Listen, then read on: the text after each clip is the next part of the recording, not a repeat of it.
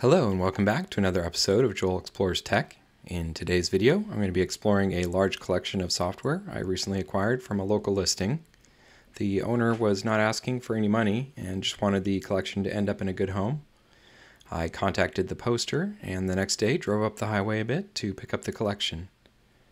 There were a total of 3 large boxes full of boxed software, manuals, and over 100 loose CDs. The owner of the collection was the son of the original owner, who had run a graphic design business in the late 90s and early 2000s. The son had done the accounting for his father's business, and the collection includes business and accounting applications in addition to the actual tools of the trade, such as Adobe Suite and other common names like Corel, Serif, and Macromedia. The listing was of particular interest to me as my college degree was in graphic design, and immediately following college I had started a web design company with a group of friends during the same time frame as much of this software is from. In addition, there were a couple of games included, which was a fun surprise as they weren't named or pictured in the listing.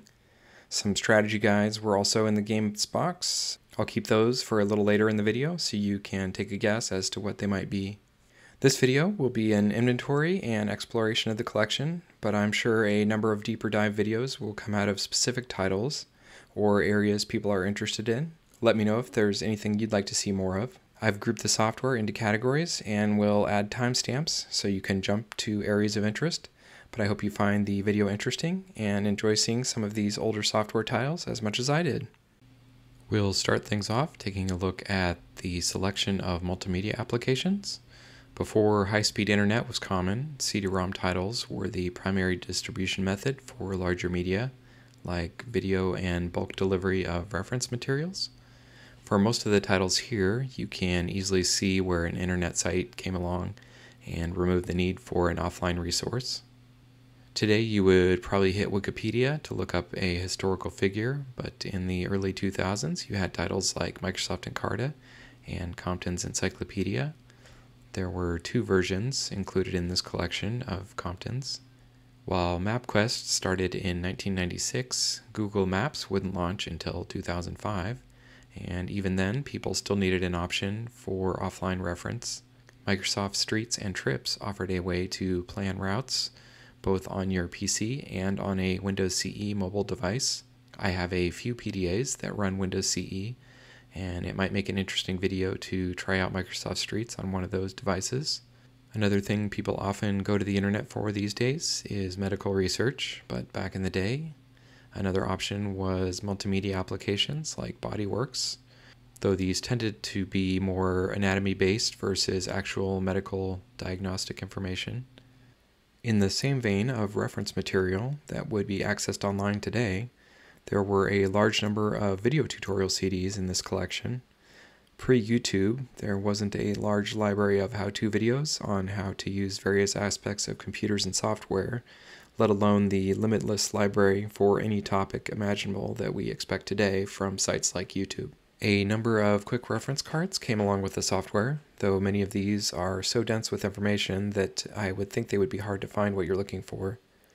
Still interesting to take a look at them as a snapshot in time though, especially for things like HTML and CSS, which I use every day, and can see how these standards have progressed over time since these were printed. Another area that's always been popular with graphic designers and media producers is stock photography and clip art for use in their designs. While a number of sites exist today for stock photography, video, and audio, back in the day, it was more common to own these libraries of stock imagery. A couple of reference books that came with CD collections showcase some of the available artwork on the discs, acting as a quick reference. I remember growing up, my mother was a huge print shop fan, and we would always have the reference books with hundreds or thousands of images to flip through, though I always questioned how useful the printed versions were, especially after CD drives got faster and you could more easily browse the contents.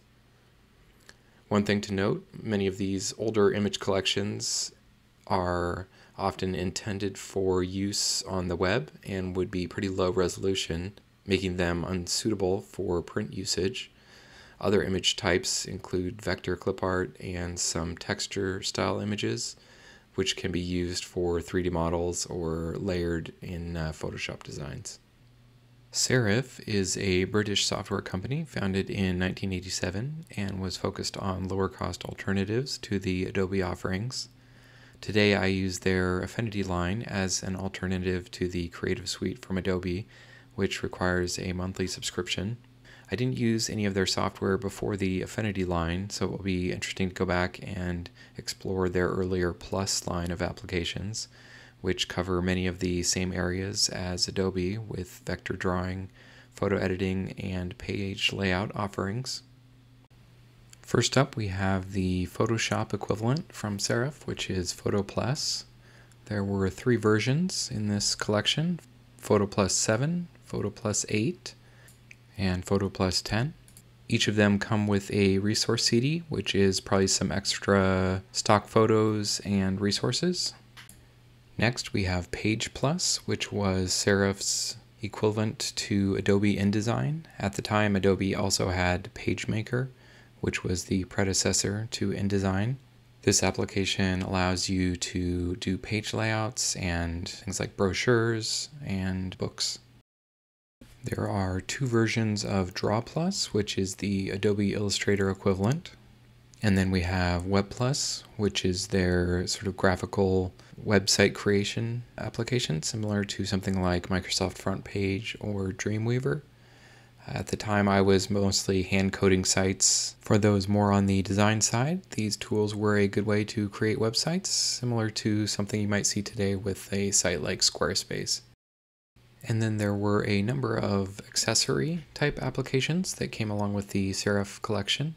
There is Pop Art Plus, which allows you to create vector posterized images where you're limiting the number of colors.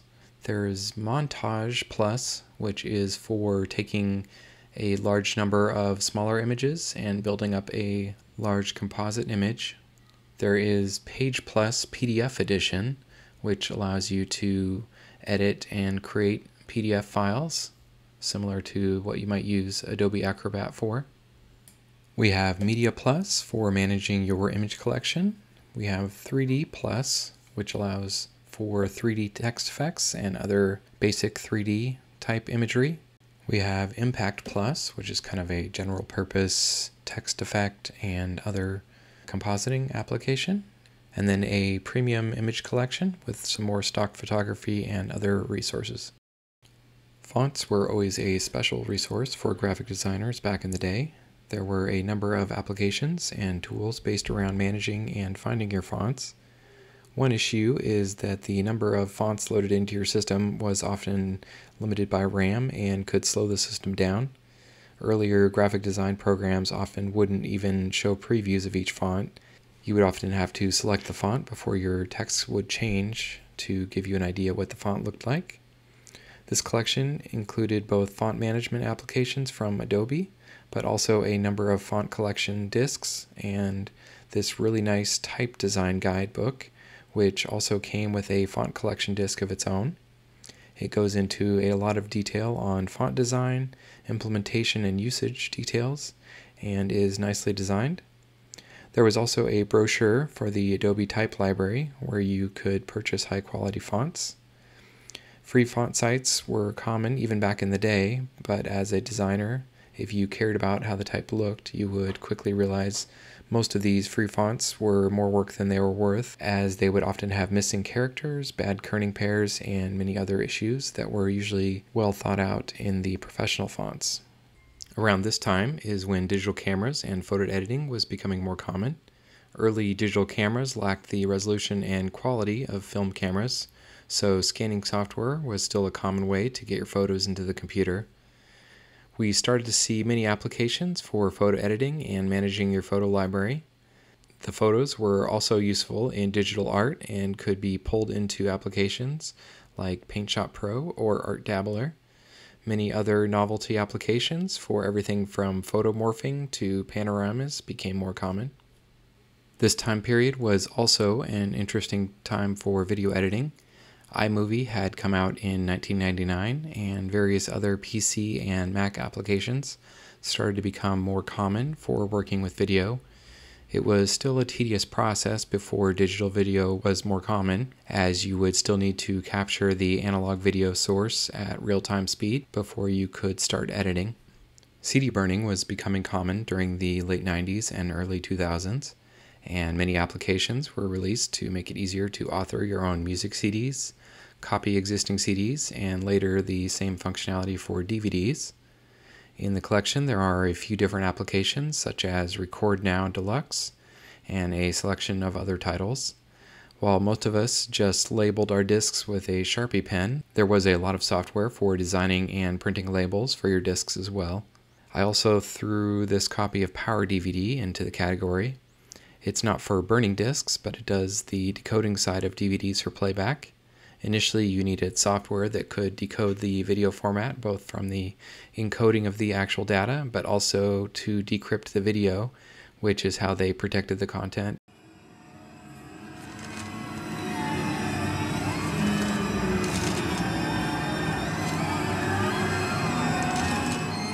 One of the most popular games of the early 2000s was Diablo, and its successor, Diablo 2. The boxed Battle Chest edition of Diablo 2 came along with this collection and includes both Diablo 1, Diablo 2, its expansion, Lord of Destruction, and a strategy guide. There were also additional copies of Diablo 1 and 2, I assume so they could play multiplayer, as that's something I did back in the day as well. Randomly, a PlayStation 1 game, Chess, was included. I haven't tried the game yet, but it looks to be a solid title for PS1 if you enjoy chess.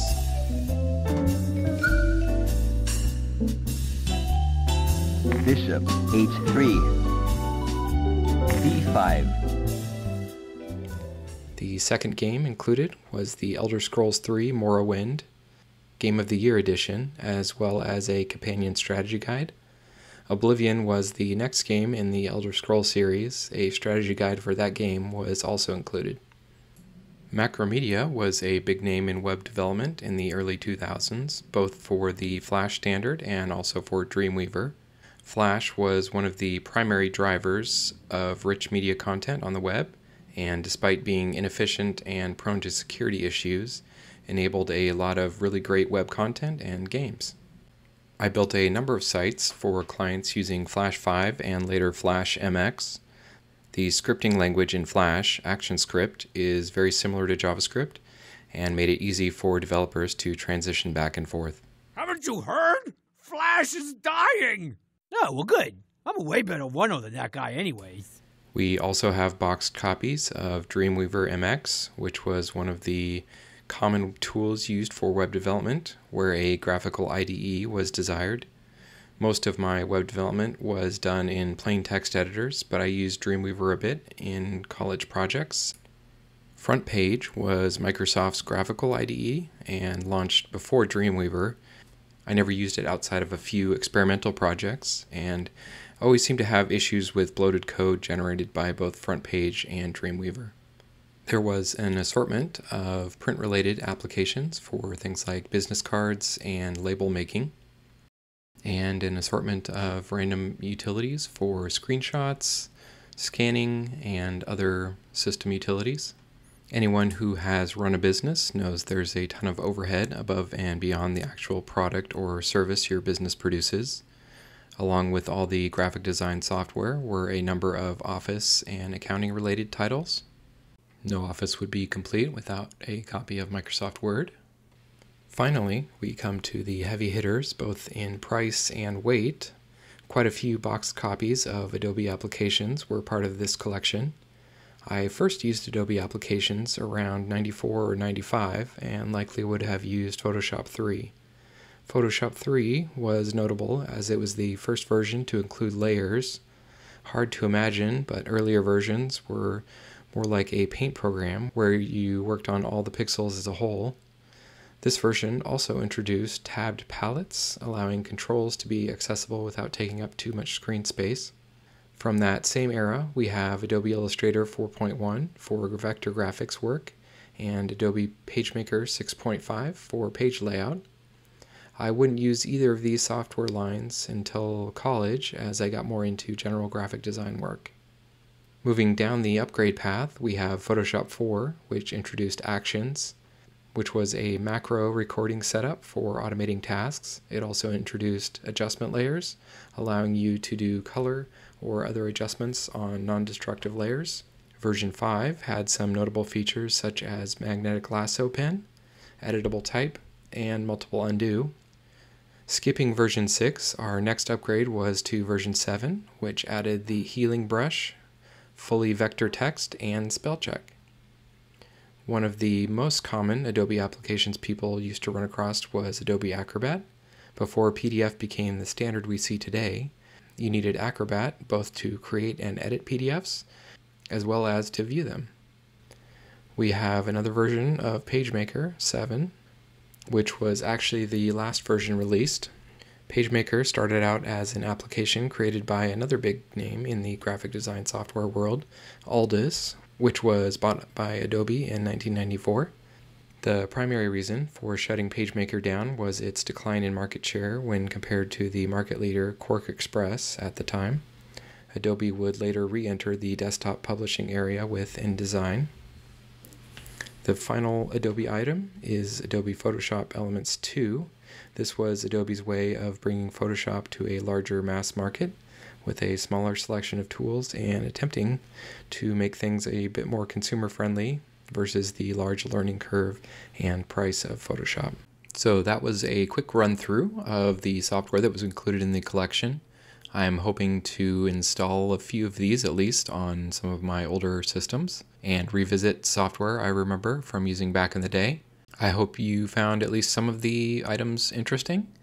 Let me know in the comments below if there's any software in particular you'd like to see more in depth. Thanks for watching, and I'll see you next time.